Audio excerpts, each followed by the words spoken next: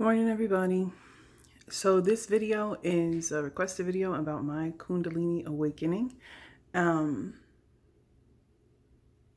think mine was a little bit unconventional, and I'm going to say that based on like other people's Kundalini awakenings.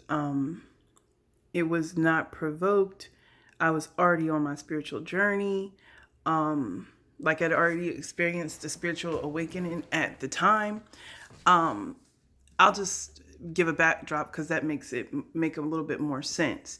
So probably like 2010, I experienced a spiritual awakening, and it was very mild.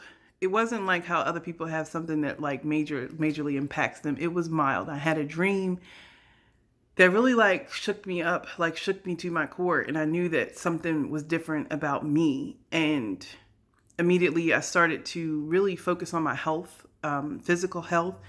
Um, I was really overweight back then. I was like, damn, I don't know. I didn't even get on the scale, but I do know that at some point in time when I did get on the scale, like at the doctor's office, I was probably over 250 pounds, and my body was deteriorating at a young age. That came from my mindset. I kind of was really depressed and suicidal and a whole bunch of other stuff. And well, your body will follow along with your thought processes, right? And so it was like I knew inside of myself that I needed to reverse all of that negativity. I needed to reverse the I'm gonna die mentality. I needed to reverse all of that in a cellular level, if that makes sense. And so I started that process. I got up, I started walking, I cut out all of my junk foods, and I just started doing what I call walking meditations. And in that time, like, not only did I not feel right about my health, I didn't feel right about the people that I was around, the relationships that I took part in, the relationship that I was in, like a significant other. I broke up with him. I broke up with all my friends. The next thing I know, I knew I had to leave, like, not because I was alone, but because there was something else out there. And so that's what I did. I moved, and it was a slower process. Like, this is like over the period of a year. At first, I probably dropped a good, I would say maybe 20 pounds or so, just, lightly doing that. And then it was like things got more intense. I felt more of an urge inside to push forward. And so that's what I did. I started doing walking meditations. I would walk 10 blocks to this park and then walk 4 miles inside the park. And I was just talking to God, talking to myself, talking to whomever, and just picking apart myself, picking apart my thought process, picking apart my traumas, picking apart everything that I felt like was still weighing me down. Like, obviously I got rid of the negative influences around me, but there was things that I could still change about myself.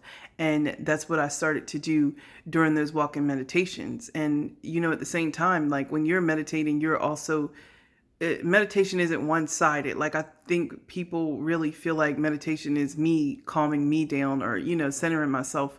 Really, when I meditate, I expect answers, I'm going to ask questions and I expect answers. And that's what I was doing as I was doing these walking meditations. And so naturally, all of a sudden, I had no craving for cooked food at all. I had already like transitioned to a vegetarian lifestyle. That helped me lose more weight, but I still wasn't quite there. Like, I was still actually in a pre-diabetic range being a vegetarian. And so I decided that I was going to leave out the dairy products because, that vegetarians still eat dairy. I decided to like drop all of that. And naturally, I ended up being raw vegan for probably about 3 months. And that's when I dropped the most amount of weight because I was very active. Because not only did I do those 4 miles, 10 blocks, I was also going to the gym in the evenings and eating a raw vegan diet, and disciplining myself in ways that I need to go back to disciplining myself. It wasn't hard for me though. Interesting enough, it was not hard for me. But I would say I probably lost about 80 pounds total. But more importantly, I lost a lot of the weight that I was carrying inside of my heart, like from past traumas and pains and childhood bullshit. I dropped a lot of that out. And so to fast forward a little bit more, I moved again. I felt like it was time to move. I moved again, and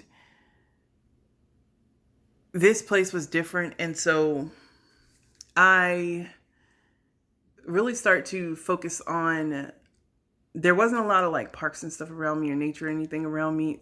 So I started to really get into crystals at this point in time.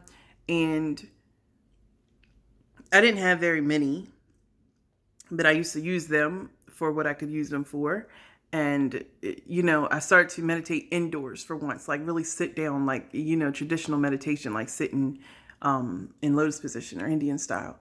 And when I started to do that, I noticed that I could do it for a really long time.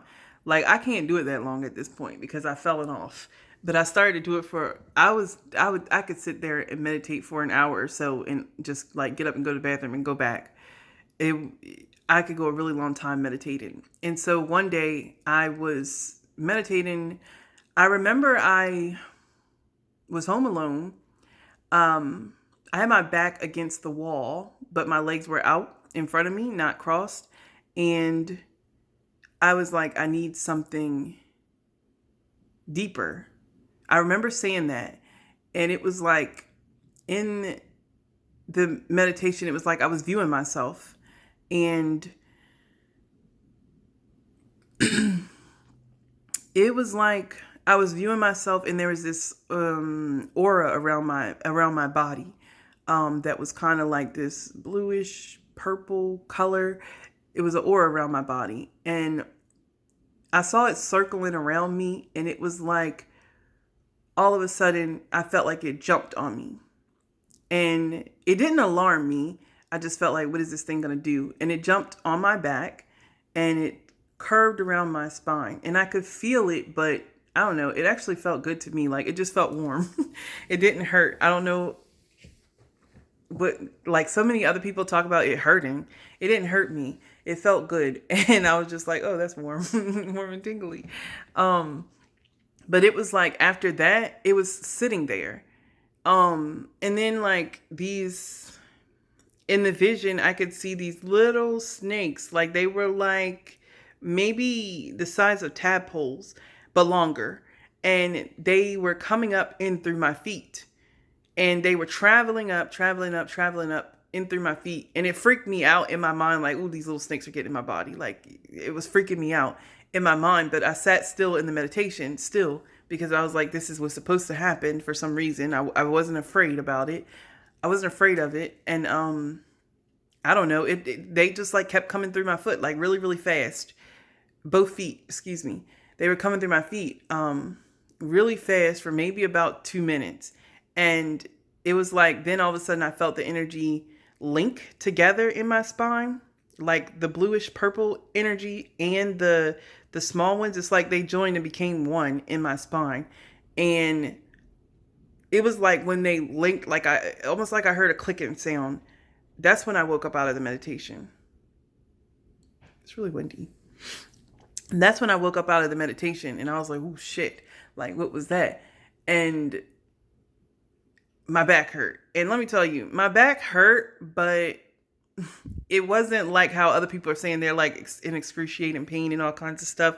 My back hurt, but it was like, I remember going and taking a nap and laying down on my side, and I put a pillow between my legs because my spine like felt really imbalanced and really uncomfortable. And I wanted to sleep with something between my legs. And I remember taking a nap, and when I got up from the nap, my back felt, it wasn't in pain, but it wasn't as bad as when I went to lay down, if that makes sense. So it was like this kind of uncomfortable pressure.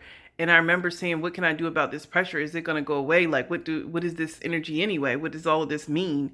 And I remember my spirit guides telling me, like, this is a Kundalini energy. And I was like, what the hell is a Kundalini energy? And at that time, I still wasn't this person that like looked anything up at the time. So I was just like, okay, Kundalini energy, okay, cool.